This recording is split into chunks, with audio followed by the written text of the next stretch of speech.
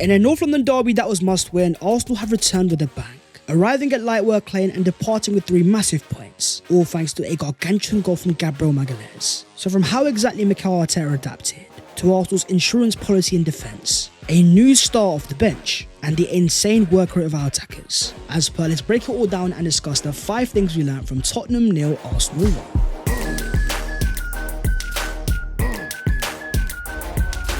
Yo, what is going on, guys? My name is Baz14 and welcome back to your boys channel. I know I have been away. I was in Tenerife for a bit. I caught up with a time. I recharged during international break, and now I'm ready to break down a massive Arsenal victory. So as per, smash a like on the video if you enjoy and subscribe to the channel if you are new.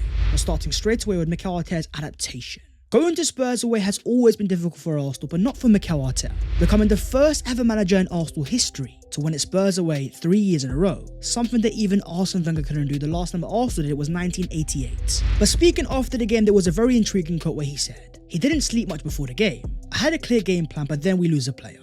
Then more news that we lose another player. I had to change everything." After a very painful international break for Arsenal fans where Captain Martin Odegaard got injured, Mikel Arteta was forced to adapt, find a way to get a result in a game that was must win. The lineup itself was intriguing. Jorginho in alongside Thomas Partey, Trossard as a 10 and Havertz up front, flanked by Martinelli and Saka. Also confirmed the absence of both Odegaard and Zinchenko, missing out on the game due to ankle and calf injuries. Alongside Tomiyasu Calafiori, Tierney, Merino and Rice, it meant that Arsenal had 5 teenagers on the bench, alongside the experience of Sterling, Jesus and Neto. That's when Mikel Arteta turned to Papai. Jorginho playing his first minutes of the season, his first minutes since the Euros. As Mikel Arteta said after the game, loving the game means that you're able to do things regardless of the context. In the case of Jorginho, it may have only been a 6.1 rating, completing 19 passes and only winning 2 ground balls. But in watching the game itself, you could still see the important role that he was playing. Tasked to play alongside Thomas Partey, our uncles did their job, cutting off the passing lanes and slowing the game down when they could, even if Jorginho was struggling towards the end of it, cramping up and being very tired. With the lack of midfielders on the Arsenal bench, he found a way to fight a way through.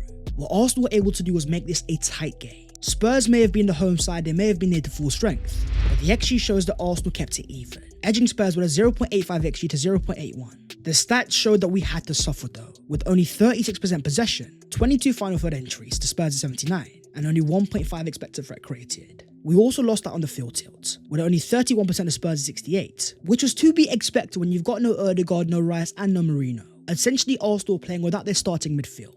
Mikel Arteta found a different way of balancing, turning to Havertz and Trossard on the front too. The passing networks are very interesting. Arsenal playing almost without a number 9 striker, with Havertz and Trossard both occupying the right and left sides, to help out with Gabriel Martinelli and Bukayo Saka. In the case of Arsenal sharpshooter Trossard, it was a 7.0 rating, with 1 successful dribble, 2 key passes and 1 big chance created. He could have very easily had an assist if Gabriel Martinelli had taken his chance. But looking at his heat map, you can see that he was all over the place, as available up front as also defensively. His defensive work rate could not be looked past, with 4 ground balls won, 1 reception and 1 tackle. When you're without your captain who's so instrumental in so many ways, Trossard's ability in the lineup to provide balance and combination was a key reason to why Arsenal were able to balance on the left hand side. Getting Martinelli more into the game and using Yuri and Timber, it shows that Mikel Arteta has changed as a manager. Go back all the way to that 3-0 defeat against Spurs in 2022. Cedric Suarez, Rob Holding starting. Back then Mikel Arteta could not adapt, but with the players he has now, the squad may be thin but it's full of versatile players, trustworthy enough to throw in the big games, and still do a job to find a way. So moving on to Arsenal's insurance policy, and a different game plan from Mikel Arteta with the idea of soaking up pressure and hitting Spurs on the counter-attack. Mikel Arteta was playing to the Arsenal strength, one of the best defences in all of Europe, summed up by the player of the match Gabriel Magalhaes, celebrating with passion after scoring the Arsenal winner, topped up by a fantastic 8.0 rating, a whopping 8 clearances, 2 block shots, 1 reception and 2 tackles. The word that comes to mind is colossal. Yet another example of Gabriel Magalhaes thriving in a deep block, one of the best defenders in all of Europe on his back against the wall, blocking shot after shot with last-ditch challenges, but most importantly turning up in the attacking box too, scoring his 15th league goal since the start of 2022. That is now more than any other centre-back in all of Europe's top 5 leagues. We can talk about their set pieces and Nicolas Jova's magic, but also in terms of Gabriel himself. To dominate Cristiano Romero in that way, open up the space and collide the ball into the back of the net. We've seen in the past the importance of goal-scoring centre-backs for title-winning sides. Think of John Terry for Chelsea, Vidic for Man United, and even our very own Tony Adams. With another set piece going now means since the start of last season, Arsenal have scored more goals from set pieces excluding penalties than any other team in the Premier League with 23.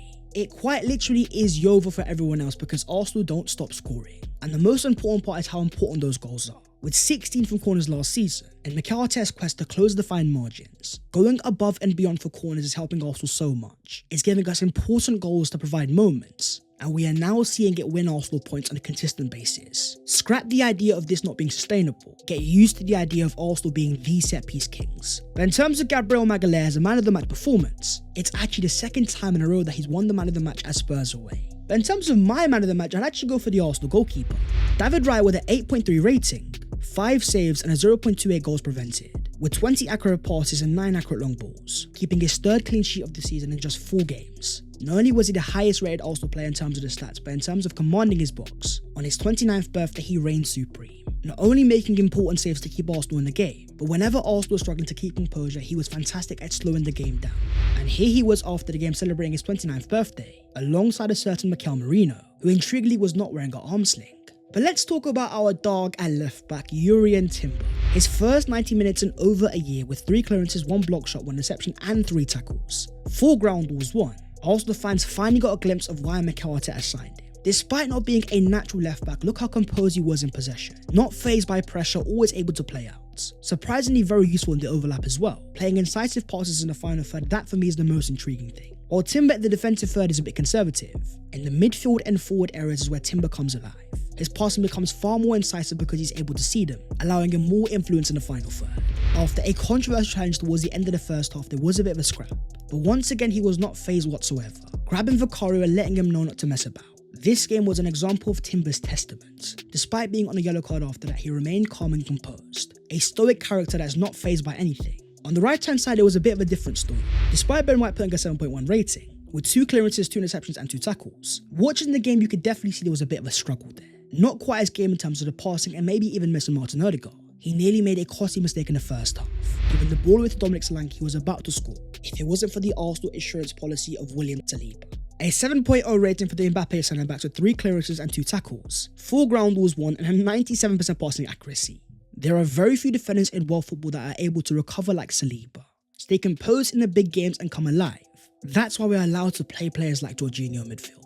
Saliba and Gabriel don't need to be protected, because they are the protectors themselves. Next Sunday now is going to be that much more intriguing, with Saliba and Gabriel up against the in-form Erling Haaland, the unstoppable force meeting the immovable object. Who's going to come out on top? Moving on to the attacking work rate. In football, a year is a long time, and there's nothing that sums that quite up like Kai Havertz. Whereas September 2023, there were so many Arsenal fans doubtful, questioning why Mikel Arteta spent £65 million.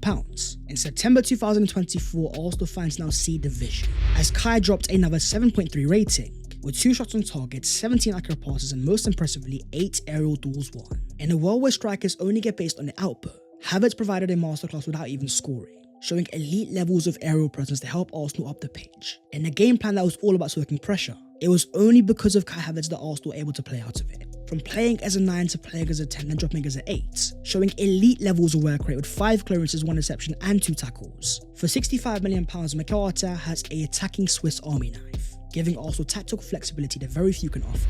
After the game on Instagram, he asked the question, "Enjoy that one, Gunners?" With Declan Rice in the comments saying yeah. In an Arsenal attack full of very technical and diminutive players, Havertz provides Arsenal the aerial balance, summed up by how Arsenal won the corner and scored the winner. Havertz holding off Van de Ven and keeping the ball in the final third, producing a very dangerous chance for Bukayo Saka. And talking of the star boy, he of course had a 7.4 rating, with 1 assist, 2 key passes, 1 big chance created and 5 ground balls won. That is now his 4th assist of the season, in 4 different Arsenal games alongside 1 goal in the opening day. He is the only player alongside Erling Haaland to have contributed to a goal in every single league game so far. He wasn't even that influential but still able to provide a moment. What I loved the most was how he approached the corner in the first half, walking over the Spurs fans slowly as ever, despite getting booed, acting like it's his stadium, showing arrogance and confidence that we've always wanted to see. But having been taken off with 10 minutes to go, after the game Mikel Arteta confirmed that Saka was not able to continue today. I don't know exactly what it is, but he could not continue. According to further reports, it was only cramps, so he should be fine. But in terms of our most dangerous Arsenal attack, I'd actually argue in the first half it was Gabriel Martinelli. With 6 successful take-ons in the first half, more than any other player combined, Martinelli provided a 7.5 rating, 2 key passes, 6 accurate dribbles and 1 big chance missed, with a whopping 10 out of 15 ground balls won. Attacking wise, I'm sensing a lack of confidence. When normally Martinelli is an instinctive finisher, the chance that he missed was a player lacking confidence. But you know what? He doesn't stop trying. Defensively as important as ever, with 3 clearances and 3 tackles, it's part of the reason that makes this Arsenal team special. the best team in Europe out of possession. The work rate that our attackers show in terms of tracking back when they lose the ball. Think about the amount of times they lost the ball in dangerous areas. And then within a space of 5 seconds, you had the whole Arsenal team behind the ball. Moving on to the fourth thing, Arsenal's new star. In a game that Arsenal threw on some experienced players like Raheem Sterling and Gabriel Jesus, the real standout sub came with only 10 minutes to go. Enter the field 17-year-old Ethan Nwaneri, dropping a 6.8 rating despite only having 8 touches. 3 passes, 1 dribble and 1 ground ball won. They say as a footballer you either have it or you don't, well Ethan definitely does. Comfortable to take the ball on straight away, dropping Spurs players to the floor. Not scared to pick the ball up in tight spaces and make things happen. At the same age that Cesc Fabregas broke into the Arsenal side. But what was even more impressive was his off-the-ball desire. In the final embers of the game, blocking a shot from Heung-min Son, which was celebrated by the Arsenal bench passionately. To have entered a tight game state in a must-win game for Arsenal, yet still find a way to influence the game and hold his own. Ethan Nwaneri is looking more and more ready. Not just to be a squad player off the bench, but the absence of Martin Odegaard with games coming thick and fast, do not be surprised if Mikel Arteta decides to start him. But will that be the case with Raheem Sterling? Making his Arsenal debut with 10 minutes to go for Gabriel Martinelli. He wasn't that involved in the game, but the main concern for me was off the ball. In an Arsenal team that Gabriel Martinelli and Bukayo Saka are so resolute defensively, having come from a lazy Chelsea side, you could see that Sterling was struggling. Having done it before in the past with Man City, I'm not concerned with the long term. And with a massive game against Atalanta approaching, I wonder if Mikel throws him straight in. Moving on to the fifth thing, a team coming of age. In a game once again commentated by Gary Neville, one of the key things that he kept on saying was how experienced this Arsenal team was looking. A team looking like champions without even winning a title. Our away form is looking like champions. In 2024, Arsenal have now gone 11 games undefeated, with 10 wins and only 1 draw, 31 goals scored and 3 conceded, 9 clean sheets and 0 minutes spent training. Our only draw was at Man City away, nullifying Erling Haaland to a 0.0 XG. To truly appreciate how good that form is, you have to understand where Arsenal have come from. We're under the late days under Arsene Wenger, we had 21 games without a single win against a top 6 side away from home, losing 14 and drawing 7, to then go to our arch rivals without our starting midfield. A bench full of teenagers, yet still find a way to get a job done. Mentally, these guys are becoming away day monsters, even without their captain Martin Odegaard. Whereas Mikel Arteta said after the game, regarding Martin, we still have to wait to see the news. He certainly wasn't available to play today, having twisted his ankle in a game for Norway against Austria. The injury looked bad, but Arsenal have not said a word so far. No timeline over recovery whatsoever. It could be the injury is not as bad as first expected.